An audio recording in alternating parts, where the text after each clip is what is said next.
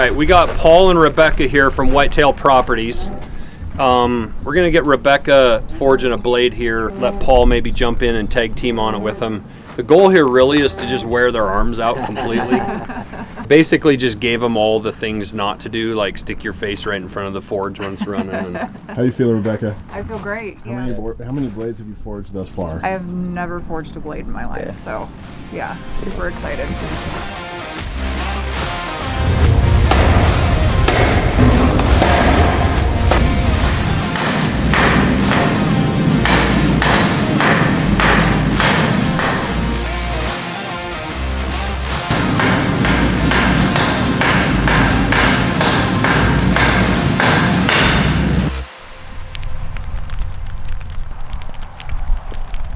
All right, so this is we're cleaning up the stockyards here, me and Brady, and this is a giant pile of wood that we've been just stacking up over a couple days, hauling stuff over in the backhoe and dumping it in here. And today, finally, we got to light it off this morning, and now we're just kind of throwing stuff in there that kind of isn't burning, but yeah, it's hot. Yeah, we got to clean all this up so we can build our building here.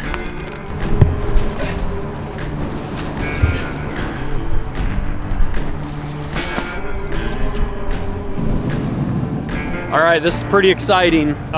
Just late last week, we actually closed on this land. So I am standing actually, what would actually be in the manufacturing part of our new building down the road. But as you can see right now behind me, I actually rented a backhoe last week and I scraped up, they had a bunch of sawdust and just junk.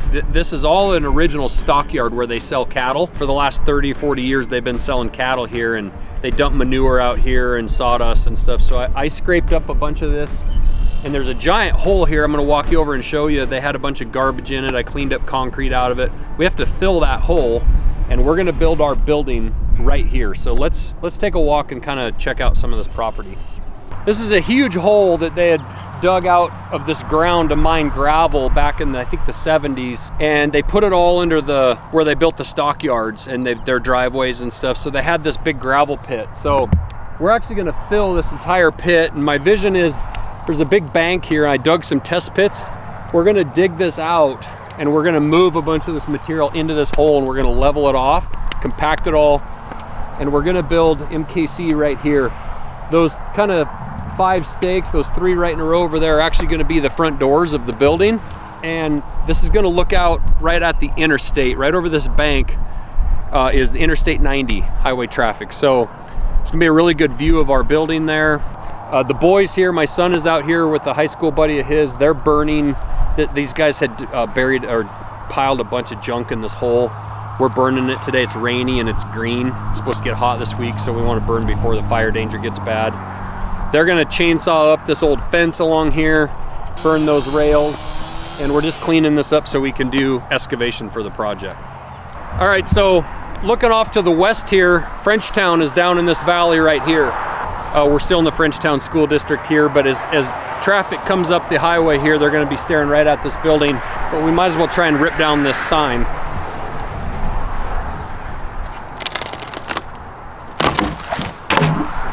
Not for sale anymore. All right, so everybody said we were closing down the stockyards and there was all this to do about it or whatever, but as it turns out, the first week we own it, there's cattle in here. So this is actually a receiving yard. People this morning, it's Monday morning, they've been bringing cattle in. These cattle are going to the sale in Ramsey. But this is something we're pretty proud of, because I think anyone else from out of state that would have bought this property would have wiped this all out. And if Henry climbs up on a post here and looks across here, there's a ton of pens here, a ton of space, and this would all just been destroyed. But we're going to build a knife manufacturing facility over in the northwest corner of this property.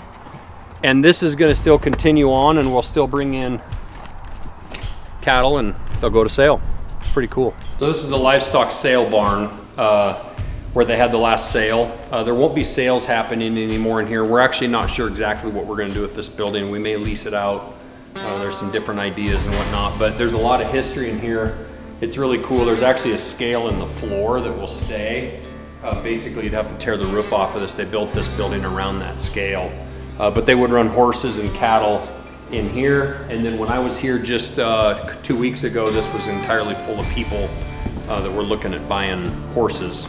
And then they could buy their horse and literally load them up in a trailer and drive off from here. So that won't be happening here anymore, but the cattle will be still brought to this yard and then sold over in Butte.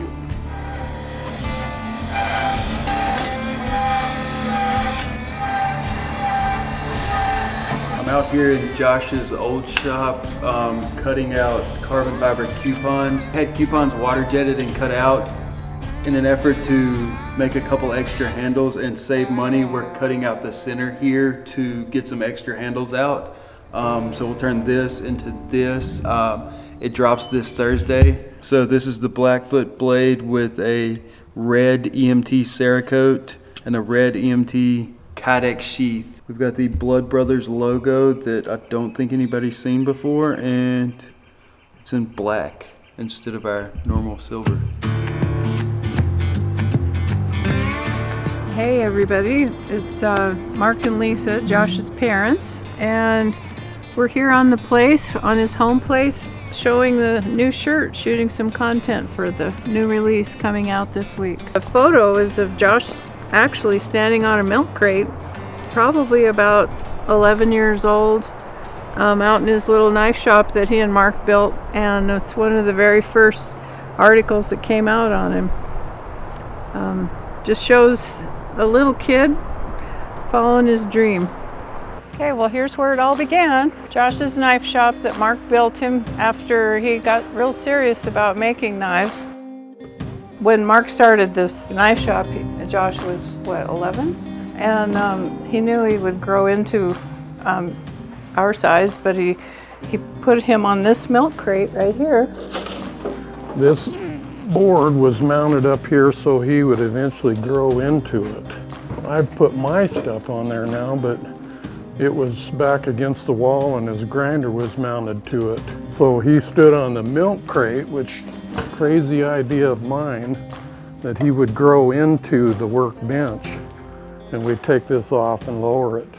Well, as Josh has said many times, Rick Dunkerley was his inspiration at baseball practice, and for Christmas break that year, Josh went out and made his knife and came home absolutely hooked. Mom, I gotta put this in the oven, it's gotta be a certain temp, I'm heat treating it. And of course I went along with it not knowing it was gonna be his life passion, but it was obvious within a month that that was his real calling, his enthusiasm, and it just has taken him many places, and most of all it's been the beautiful people along the way that have made it special, and that continues today, I think. Well, I think this was an existing building to this wall, and it really wasn't that hard to just enclose a spot for him.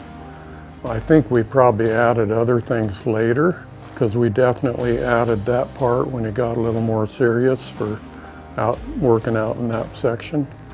So I was only out one little bay to basically enclose this wall and that wall with the door. It didn't take that much, because I think he spent time on it too. Even at 11 years old, there's a certain number of things he could do. You know, I think he eventually put some insulation in some things, and so. So he helped you build this? He helped with a lot of things, starting at an early age, quite honestly.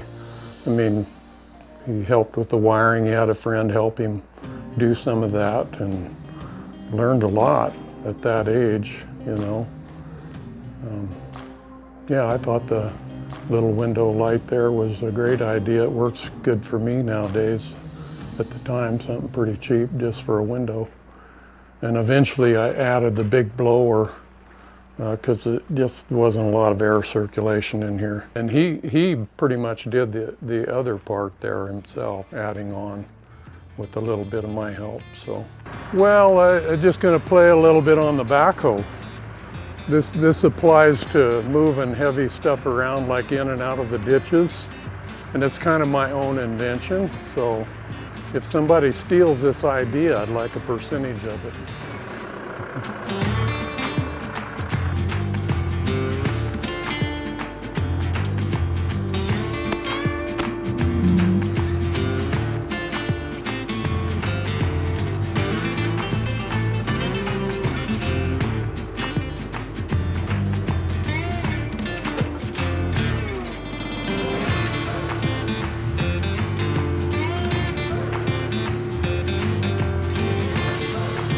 What you guys do out here for fun? We have toys. This is your definition of fun? I'm doing it for fun right now. You learn with a little wisdom not to screw your back up. So I just wished I'd have started out this way when I was young. It's just part of, I think Josh has got that in his blood too. He's good at what he does, and it's rewarding, you know. You want to do this? Nope. Are you sure? Come on, let's get her to do We're it. giving one of these away. Okay, how do you think we can get one of these to somebody? Well, you have to like and subscribe to the YouTube channel. Yep, we have to like and subscribe, we have to comment. Comment, and you have to subscribe to the email list and get all of our awesome emails.